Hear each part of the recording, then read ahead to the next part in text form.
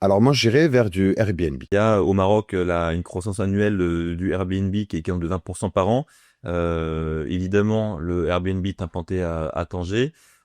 Pour toi aujourd'hui, si d'un point de vue purement immobilier, s'il fallait faire de la location, est-ce qu'il faut plutôt viser la location saisonnière quand tu es investisseur à Tanger, ou est-ce que la location longue durée, en termes de rendement, s'y approche? Toi, quelle serait ta stratégie ou le conseil que tu ferais pour des investisseurs?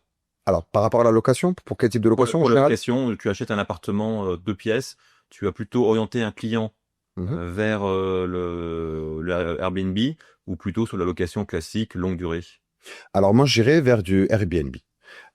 Aujourd'hui, c'est un modèle qui marche très bien. Ça marche. Euh, Nous sommes vers un rendement locatif saisonnier qui jusqu'à présent ne fait que s'accroître.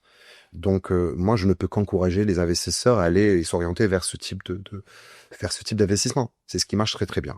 Voilà, c'est pour ça qu'aujourd'hui, malgré la hausse des prix dans l'immobilier, parce qu'elle est là, il faut le dire, on a de tout, hein, on a de tout le type de prix. Malgré cette hausse, les investisseurs continuent à investir parce que le prix ne cesse d'augmenter. Donc, on gagne dès le lendemain, dès qu'on a acheté notre premier achat. Et c'est clair que le but principal d'investissement, c'est pour la location saisonnière.